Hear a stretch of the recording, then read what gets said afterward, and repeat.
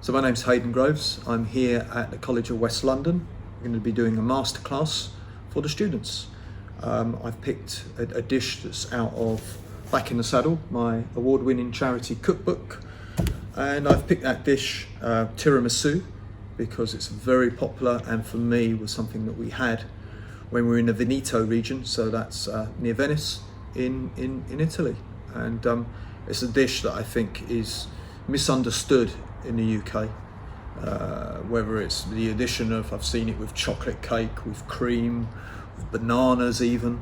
A classic tiramisu is essentially eggs, mascarpone, sugar, and some form of either masala, a brandy, and a fortified spirit.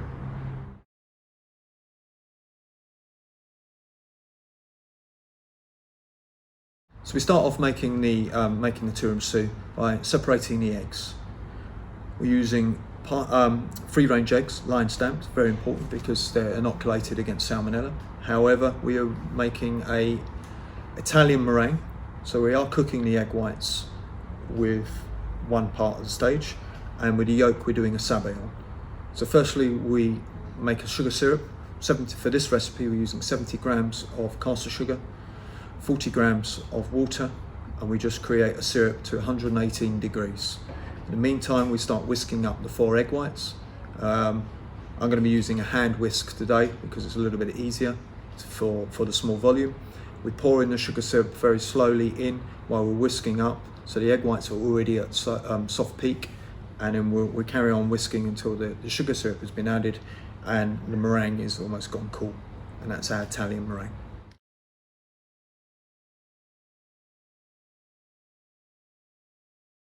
Because once it gets to 118, as I take it off, then it reaches 120, which is soft ball, and then that's the temperature that we need to do the Italian meringue.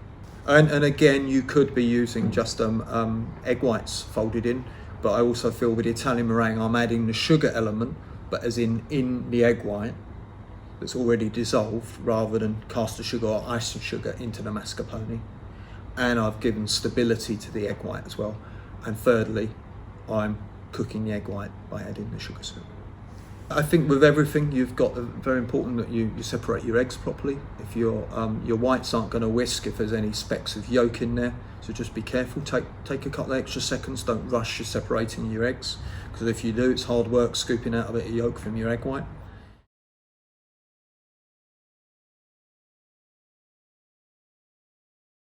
So we've done one half, which is our egg white. And then we're using the yolks, and we're going to create sabayon. So over a pan of barely simmering water, the yolks, we're going to whisk with some more sugar, and we're just going to create a light, airy sabayon.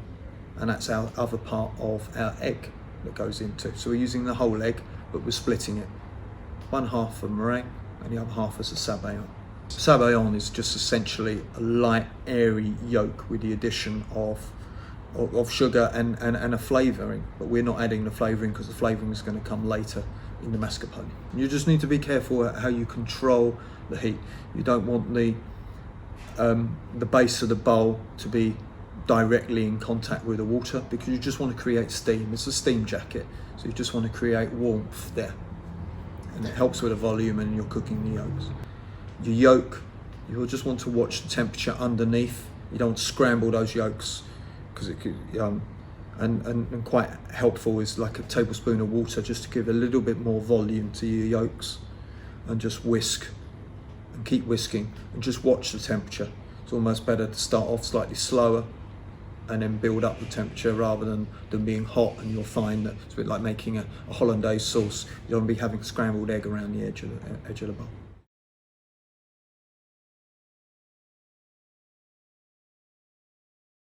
Next we add our yolks to our mascarpone. So our mascarpone, not straight out the fridge, it's best to just let that just come up to room temperature about 15 minutes. And just give it a slight loosen. It just helps with the addition of the yolk.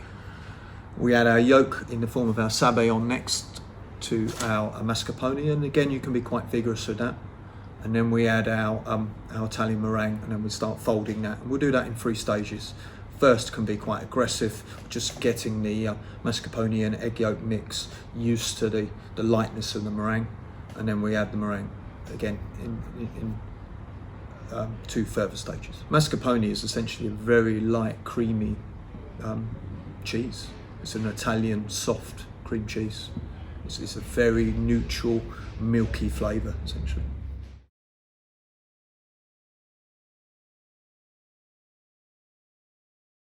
This recipe calls for salvadelli biscuits, which are like your sponge fingers, but they're Italian, slightly larger and slightly drier.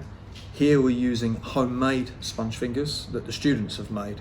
So when making those sponge fingers, you'll find that they're very soft. They're ideal for a bavois, but you want to just leave those to dry out without any colour on a low temperature oven if you're making them yourself. And the reason being, we want them to absorb as much espresso as possible and keep their integrity before obviously you line them up in your bowl.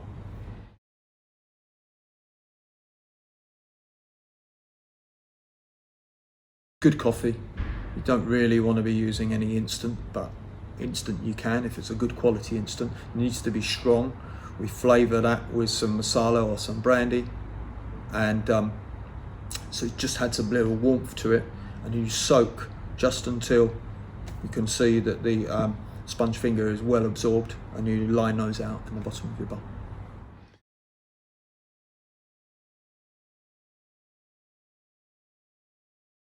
It just adds that, it just cuts that richness, and it just adds that touch of luxury, essentially.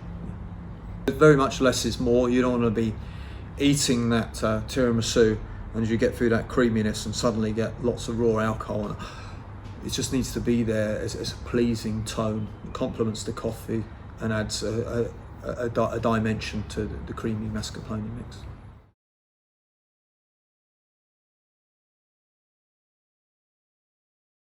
So once we've done our first layer of sponge fingers, then we dust liberally with the cocoa powder before our first layer of our mascarpone mix. So you really get that differentiation in colour as well as flavour. Then your next layer of sponge fingers, then your final layer of your mascarpone mix, and then a really good dusting of cocoa powder. And what's super important then is to let it rest in the fridge and just let all of those flavours just mingle. The sponge fingers absorb, or the salvadelli biscuits just absorb the moisture from the mascarpone. It's a very light mix, and it just allows it just to get to know each other. Then when you remove it from the fridge, a little final dusting of cocoa just to sort of dress it up again, because the cocoa will go slightly damp on top. And just serve it on the table, large spoon, several bowls, and just watch. I haven't had a bad review about this one, certainly at dinner parties. Good quality cocoa. Yeah, certainly steer away from the drinking chocolate. It's got to be a good quality cocoa powder, and be liberal with it.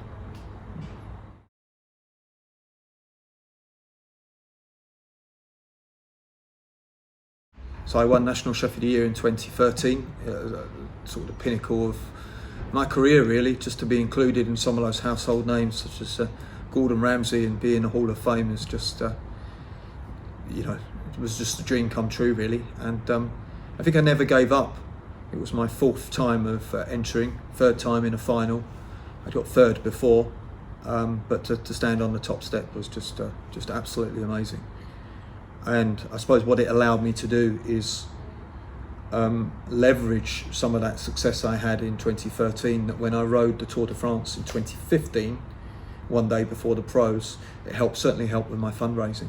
And I raised £63,000 that year for cure leukemia, which I'm probably equally as proud of as National Chef of the Year, because anyone can write a book, and as per Ratatouille, anyone can cook, but to go and raise money as well substantially is something that I'm equally as proud of.